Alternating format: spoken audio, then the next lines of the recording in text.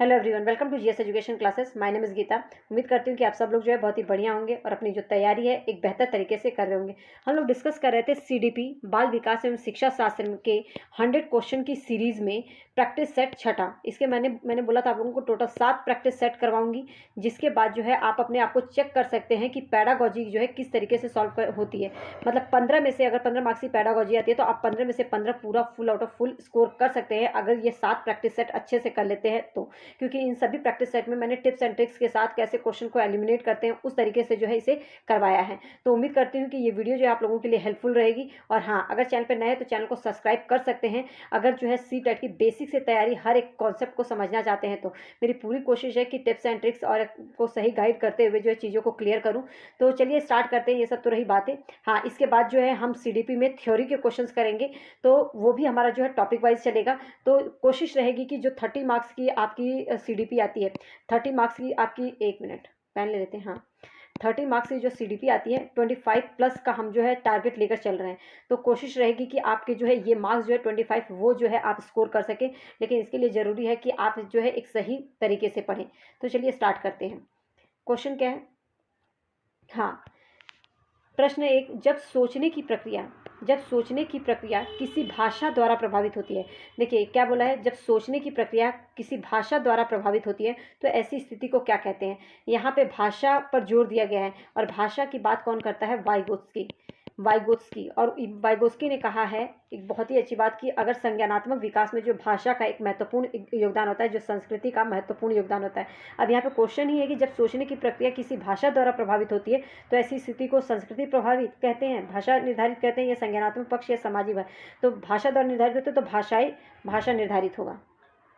और जो बाइगोत्स्की है, बाइगोत्स्की के अनुसार जो है बाइगोत्स्की के अनुसार जो संज्ञानात्मक विकास होता है, संज्ञानात्मक, ठीक है, संज्ञानात्मक जो विकास होता है उसमें जो है भाषा का, संस्कृति का महत्वपूर्ण योगदान होता है। लेकिन ये जो है बाइगोत्स्की ने कहा है, लेकिन क्वेश्चन इसको पलट कर भी आ सकता है, क्योंकि जो पियाजे हैं उनका वो क्या कहते हैं कि संज्ञानात्मक विकास में जो संज्ञानात्मक विकास जो है वो सार्वभौमिक होता है। संज्ञानात्मक विकास जो है वो, ये याद रखिएगा, संज्ञानात्मक विकास सार्वभौमिक होता है। इस पे जो है भाषा का कोई योगदान नहीं होता, भाषा या संस्कृति का कोई भी योगदान नहीं होता है। ये जो है किसने कहा है? पियाजे ने। तो ये आपको पता होना चाहिए। ये क्वेश्चन इस तरीके से भी पूछा जा सकता है। नेक्स्ट क्वेश्चन देखते हैं। उम्मीद करती हूँ क्वेश्चन क्लियर हो गया होगा। क्वेश्चन है, अपने अनुभवों और लक्षणों के आधार पर उपकरणों में खराबी के कारण परिकल्पना की परीक्षण कर रवि उपकरणों की मरम्मत करता है तो वह किस चीज़ का उपयोग कर रहा है? अंतर्दृष्टि का, कलम विधि का, मानसिक दृढ़ता का, या अनुमानी विधि का। तो इससे पहले जो है आप पहले ये समझ लीजिए, जो अनुमानी विधि है इसी को जो है अन्वेषण विधि भी कहा जाता है। क्या कहा जाता है? अन्वेषण विधि। और इसके जो जन्मदाता माने जाते हैं, कई बार पूछ दिया जाता है अनुमानी विधि या अन्वेषण विधि के जो जन्मदाता हैं इसको, वो कौन है? आर्मस्ट्रॉन्ग, ठीक है, आर्मस्ट्रॉन्ग है। अब यहाँ पे किस विधि का जो है रवि प्रयोग कर रहा है? क्योंकि वो अपने अनुभवों के आधार पर, अनुभव और लक्षणों के आधार पर जो है वो किसका प्रयोग कर रहा है? अनुमानी विधि का, मतलब अन्वेषण विधि का, खोज विधि का प्रयोग करके जो है उसकी मरम्मत करता है। तो डी ऑप्शन जो है करेक्ट होगा। नेक्स्ट क्वेश्चन देखते हैं। हाँ, क्या है? दिव्या अक्सर निर्देशित कार्यों को, जो भी उसको कार्य दिया जा रहा है, निर्देशित कार्यों को छोटे छोटे हिस्सों में विभाजित करके आसान बना लेती है। वो उपयोग करती है कोई भी, मतलब कोई भी समस्या है, कोई भी प्रोजेक्ट दिया गया आपको, मान लो उसमें समस्या है, अगर नहीं समझ में आ रही है तो उस समस्या को आप जो है क्या कर रहे हैं? छोटे छोटे हिस्से में बांट दे रहे हैं। तो उसको बांट देते हैं तो ये किस विधि का प्रयोग करते हैं? देखिए, छोटे छोटे हिस्सों में बांटना तो वो जो है विश्लेषण कहलाता है, लेकिन छोटे छोटे हिस्सों को जोड़ना वो संश्लेषण कहलाता है। ये याद रखिएगा, ठीक है। तो कौन सी विधि का? कम करने की विधि का, द्वितीयक विस्तारण विधि का, उपलक्ष्य विश्लेषण विधि का, या क्रियात्मक जड़ता नियामक विधि का। तो इसका जो आंसर होगा सी, विश्लेषण, उपलक्ष्य विश्लेषण विधि का। क्योंकि इसी विश्लेषण विधि के द्वारा ही कोई भी समस्या है उसका समाधान करना है तो छोटे छोटे टुकड़ों में बांटकर अगर समझ में आ जाता है तो उसको क्या कहलाता है? विश्लेषण विधि। तो यहाँ पे जो इसका आंसर होगा वो सी। नेक्स्ट क्वेश्चन देखते हैं। पुरुष और महिला की भूमिकाओं का निर्धारण समाज करता है। यह कथन बताता है कि, मतलब पुरुष और महिला जो है इसकी भूमिकाओं का निर्धारण कौन करता है? समाज करता है। तो ये क्या कथन बताता है? लैंगिकता एक अंतर्निहित अवतरण है? नहीं। लैंगिकता एक आनुवांशिक प्रतिभा है? बिल्कुल नहीं। लैंगिकता एक अंतर्ज्ञानी भी नहीं है। लैंगिकता एक सामाजिक अवतरण है? बिल्कुल। लैंगिकता जो है एक सामाजिक अवतरण है, अर्थात लैंगिकता का जो निर्धारण है ना, वो समाज के द्वारा किया गया है। किसके द्वारा? समाज के द्वारा किया गया है। कि समाज मतलब बोला जाता है समाज की जैसी प्रकृति होगी ना, समाज में लिंग की भूमिकाएं भी उसी प्रकार की होती हैं। आपने देखा है कि भारत जो है पूरा पितृ प्रधान समाज है। यहाँ पे महिलाओं को ज़्यादा अधिकार जो है नहीं मिले हुए। यहाँ पे महिलाओं की अपेक्षा पुरुषों के पास जो है अधिकार ज़्यादा है। किसके पास ज़्यादा है? पुरुषों के पास। तो कहीं ना कहीं महिलाओं को हीन समझा जाता है। तो पुरुष और महिला की भूमिकाओं का जो निर्धारण वो कौन करता है? वो समाज करता है। यहाँ पे ऑप्शन जो करेक्ट होगा वो होगा डी। नेक्स्ट क्वेश्चन देखते हैं। हाँ, नेक्स्ट क्वेश्चन है, अधिगमकर्ताओं की उपलब्धि का आकलन जो है शिक्षकों की सहायता करता है। मतलब जो लर्नर्स हैं, जो क्लास में जो स्टूडेंट हैं, उनकी जो उपलब्धि का आकलन है, उनका जो आकलन लिया जाता है ना, उनका मूल्यांकन किया जाता है जब, तो उनका आकलन, उपलब्धि का आकलन शिक्षकों की क्या सहायता करता है? अधिगमकर्ताओं के प्रदर्शन का रिकॉर्ड रखने के लिए? क्या आप जो कक्षा में विद्यार्थी है उनके प्रदर्शन का रिकॉर्ड रखने के लिए जो है उनकी उपलब्धि का आकलन करते हैं? बिल्कुल नहीं। देखिए, प्रदर्शन को रिकॉर्ड करना, उनको जो है कैटेगराइज करना, उनको अलग अलग ग्रुप में बांटना, ये सब अगर ऑप्शन में दिखे तो वो ऑप्शन जो है आपका गलत होगा। शिक्षण अधिगम विधियों की प्रभावशीलता का मूल्यांकन करने के लिए? बिल्कुल। टीचर्स जो पढ़ा रहा है, जिस भी विधि का प्रयोग कर रहा है, उस विधि के वो विधि कितनी प्रभावशाली है, उससे जो है उसका मूल्यांकन होता है। तो ये कहीं ना कहीं सही है। नेक्स्ट ऑप्शन भी देख लेते हैं, इससे बेहतर हो तो कोई।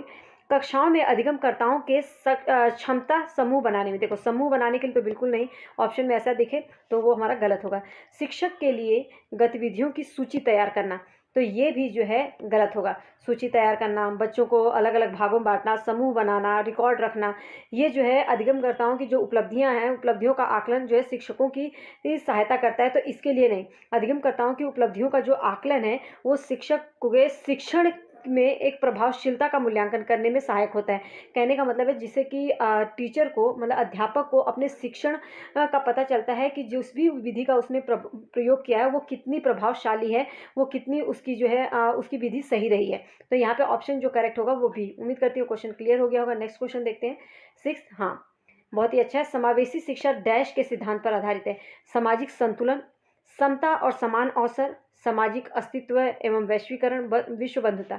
तो आप लोगों को मैं बार बार ये क्वेश्चन करवाते टाइम बताया कि समावेशी जो कक्षा होती है, समावेशी जो शिक्षा होती है, प्रोग्रेसिव एजुकेशन, इसका मुख्य उद्देश्य है कि एक ही क्लास में हर प्रकार के बच्चे, चाहे वो आपका बच्चा चाहे थोड़ा दृष्टिबाधित हो या मूकबधिर हो या बोल सकते हैं कि प्रतिभाशाली हो या वो क्रिएटिव चाइल्ड हो, ठीक है। तो हर प्रकार के बच्चे या वो सामान्य बच्चा हो, सभी बच्चों को एक ही क्लास में जो है एक अलग अलग विधियों का प्रयोग करके जो है शिक्षा देना, एक साथ शिक्षा देना। तो ये क्या है? समता और समान अवसर प्रदान करना। ये समावेशी शिक्षा किस सिद्धांत पर आधारित है? कि समता और समान अवसर पर।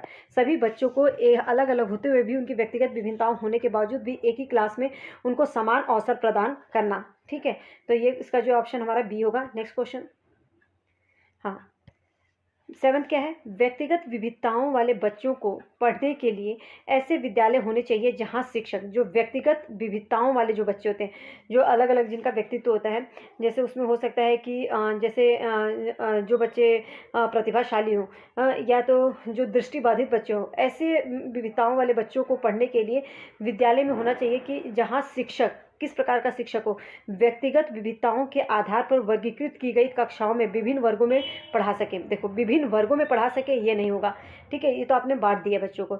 विविध अधिगम आवश्यकताओं के अनुसार, जैसे क्योंकि विविधताओं वाले बच्चे हैं तो विविध अधिगम की आवश्यकता के अनुसार विभिन्न शिक्षण अधिगम जो प्रविधियां हैं, जो विधियों का प्रयोग किया जाता है, प्रयोग करने में जो शिक्षक है वो प्रशिक्षित हो। तो कहीं ना कहीं ये बात सही है। विशिष्ट व्यक्तिगत विविधताओं वाले बच्चों को पढ़ने के लिए प्रशिक्षित हो। केवल विशिष्ट व्यक्तिगत विविधताओं वाले बच्चों को पढ़ने के लिए जो टीचर है वो प्रशिक्षित हो? नहीं। तो ये तो वैसे ही गलत हो जाएगा। बच्चों को स्वरूप अधिगमकर्ता बनाने में प्रशिक्षित हो? बिल्कुल नहीं। तो देखिए, व्यक्तिगत विविधताओं वाले बच्चों को पढ़ाने के लिए एक ऐसे विद्यालय होने चाहिए जहाँ शिक्षक जो है अलग अलग विधियों बच्चों की आवश्यकताओं के अनुसार अलग अलग विधियों के द्वारा जो है पढ़ा सके, और उन विधियों में जो है वो टीचर जो है प्रशिक्षित हो, तो वो अच्छी तरह से जो है शिक्षण कर सकती है। तो यहाँ पे ऑप्शन जो है बी करेक्ट होगा। नेक्स्ट क्वेश्चन देखते हैं। हाँ, क्या है? प्रश्न 8। अब यहाँ पे आप देख सकते हैं विविध अधिगम करता है। 1 मिनट पेन ले लेते हैं। उम्मीद करती हूँ कि आप लोगों को समझ आ रहा होगा। अगर क्वेश्चन समझ में आ रहा है, चीज़ें क्लियर हो रही हो, लगता है कि ये वीडियो इन्फॉर्मेटिव है, please hit like button and और लोगों को शेयर कर दीजिए ताकि और लोगों को हेल्प मिल सके। आप लोग जब एक लाइक करते हैं तो मुझे मोटिवेशन मिलता है। और हाँ, अगर चैनल पर नए हैं तो चैनल को जरूर सब्सक्राइब कर लीजिए। यहाँ पर आपको हमेशा इन्फॉर्मेटिव इन्फॉर्मेशन ही मिलेगी और आप लोगों को जो चीज़ें जो है मैं अच्छे से क्लियर करूँगी। ठीक है, क्वेश्चन देखते हैं। हाँ, विविध अधिगमकर्ताओं के लिए सुगम्य स्वरूप में शिक्षण अधिगम सामग्रियां प्रदान करने का तात्पर्य डैश से है। कहने का मतलब जो विविध अधिगमकर्ताओं के लिए सुगम्य स्वरूप में शिक्षण अधिगम सामग्रियां प्रदान करने का क्या तात्पर्य होता है। सार्वभौमिक समावेशी शिक्षा के नैतिक विचार, शिक्षण व्यावसायिकता की सार्वभौमिकता। देखो व्यावसायिकता की बात आ गई तो ये ऑप्शन तो वैसे ही हमारा एलिमिनेट हो जाएगा। शिक्षण के सार्वभौमिक मानवतावादी दृष्टिकोण या अधिगम की सार्वभौमिक संरचना। देखिए कहने का मतलब क्वेश्चन को समझने, सीडीपी में जो है जो पैडागोजी सेक्शन है इसमें क्वेश्चन को इतना घुमा दिया जाता है कि लोग क्वेश्चन में कंफ्यूज हो जाते हैं और कई बार क्वेश्चन को पढ़ने में बहुत ज़्यादा टाइम लेते हैं। लेकिन आपको जब पढ़ेंगे ना तो अंडरलाइन जरूर कीजिएगा। देखिए विविध अधिगमकर्ताओं के लिए सुगम्य स्वरूप में एक शिक्षण अधिगम सामग्रियां प्रदान करने का क्या तात्पर्य होता है। मतलब कि अगर आप एक अच्छा शिक्षण अधिगम सामग्री प्रदान करते हैं तो इसका क्या मतलब है। सार्वभौमिक समावेशी शिक्षा के नैतिक विचार नहीं। शिक्षण व्यावसायिकता ये तो होगा नहीं। शिक्षण के सार्वभौमिक मानवतावादी दृष्टिकोण के हिसाब से नहीं। अधिगम की सार्वभौमिक, बिल्कुल जो अधिगम है क्योंकि आप बच्चों को दे रहे हैं शिक्षण प्रदान कर रहे हैं तो अधिगम की सार्वभौमिक संरचना, तो डी ऑप्शन जो है यहाँ पे हमारा करेक्ट होगा। नेक्स्ट क्वेश्चन देखते हैं। तो क्वेश्चन 9th क्वेश्चन क्या है। जब बच्चे प्राप्त की गई सूचनाओं की व्याख्या करने के लिए अपने अनुभव के आधार पर सोचते हैं। देखिए जो बच्चे को सूचना प्राप्त की गई है, जब बच्चे प्राप्त की गई सूचनाओं की व्याख्या करने के लिए अपने अनुभव का प्रयोग करते हैं, मतलब जो उसे सूचना प्राप्त हुई है उस सूचनाओं की व्याख्या करने के लिए जो है अपने अनुभव का प्रयोग करे तो उसे क्या कहा जाता है। प्रतिक्रियावादी सोच, बिल्कुल नहीं, क्योंकि इसमें कोई प्रतिक्रिया नहीं है, वो अपने अनुभव के आधार पर ही जो है चीज़ों को सोचेगा। सृजनात्मक सोच तो एक नवीनता होती है, मतलब सोचने में एक नवीनता दिखाई देती है। अमूर्त सोच तो वो होती है जो हमारे सामने ना हो फिर भी हम उसके बारे में सोच सकें। ये इसको करेक्ट कर लीजिए, ये मूर्त सोच है। तो इसका जो आंसर है कि बच्चे प्राप्त की गई सूचनाओं की जो व्याख्या है, जो उसे एक सूचना मिली है उस सूचना की जो व्याख्या करना है वो अपने अनुभव के आधार पर करता है, तो वो मूर्त सोच कहलाता है। मूर्त सोच को ही प्रत्यक्षात्मक सोच भी कहते हैं, प्रत्यक्षात्मक चिंतन। ठीक है, प्रत्यक्षात्मक चिंतन भी कहते हैं और इसी को जो है स्थूल चिंतन भी कहा जाता है, ये याद रखिएगा। और ये जो है चिंतन है एक निम्न प्रकार का चिंतन है, ज़्यादातर छोटे बच्चों में या बोल सकते हैं मंदबुद्धि जो व्यक्ति जो होते हैं या पशुओं में पाया जाता है, क्योंकि इसके अंदर जो है जो भी चीज़ आपको सूचना दी गई उसी अपने अनुभव के आधार पर जो है उसके बारे में सोचते हैं, ना कि कोई उसके आपकी सोच में नवीनता दिखाई देती है। उम्मीद करती हूँ ये क्वेश्चन क्लियर हो गया होगा, डी इसका जो है करेक्ट आंसर होगा। नेक्स्ट क्वेश्चन देखते हैं। हाँ, अधिगमकर्ताओं की व्यक्तिगत क्षमता के आधार पर उनकी कठिनाइयों के विभिन्न स्तरों को, देखिए अधिगमकर्ताओं के जो व्यक्तिगत क्षमता है उसके आधार पर उनकी कठिनाइयों के विभिन्न स्तरों को ध्यान में रखते हुए पढ़ने की विधि को डैश कहा जाता है। मतलब किस विधि का प्रयोग करेंगे। विभेदी अनुदेशन, चयनित अनुदेशन, सटीक शिक्षण, त्रुटिहीन। तो देखिए यहाँ पर चयनित अनुदेशन तो होगा ही नहीं, ठीक है, सटीक शिक्षण भी नहीं हो सकता है, त्रुटिहीन अनुदेशन भी है, यहाँ पे विभेदी अनुदेशन। अब आपको समझना होगा कि विभेदी अनुदेशन होता क्या है। ये जो है बच्चों की व्यक्तिगत विभिन्नता को ध्यान में रखते हुए, हर एक बच्चे की व्यक्तिगत विभिन्नता को ध्यान में रखते हुए उसे बताया जाता है, उसको पढ़ाया जाता है, जिससे कि हर एक व्यक्ति की जो कठिनाइयाँ हैं, जो प्रॉब्लम्स है, उसको जो है दूर किया जा सके। तो यहाँ पर विभेदी अनुदेशन जो है इसका करेक्ट आंसर होगा। नेक्स्ट क्वेश्चन देखते हैं। वेट, पहले से सीखे हुए कार्यों में सुधार लाने के लिए शिक्षक बच्चों को प्रदर्शन देकर सिखा रहे हैं। पहले से जो सीखा हुआ कार्य है उसमें सुधार लाने के लिए शिक्षक जो है बच्चों को प्रदर्शन देकर मॉडलिंग करके जो है सिखा रहे हैं, मॉडल के द्वारा। वह शिक्षक की डैश विधि का प्रयोग कर रहा है। अनुकरण, देखिए यहाँ पे अनुकरण नहीं, नकल तो कर नहीं रहा है, अवलोकन ऑब्जर्वेशन भी नहीं कर रहा है, संशोधन भी नहीं कर रहा है। प्रतिरूपण मतलब मॉडल, यहाँ पे क्योंकि पहले से सीखे हुए कार्य में सुधार लाने के लिए क्या कर रहे हैं, प्रदर्शन। प्रदर्शन क्या होता है, मतलब प्रदर्शन करना, मॉडल के द्वारा जो है समझाना। तो यहाँ पे प्रतिरूपण, डी जो है करेक्ट आंसर होगा।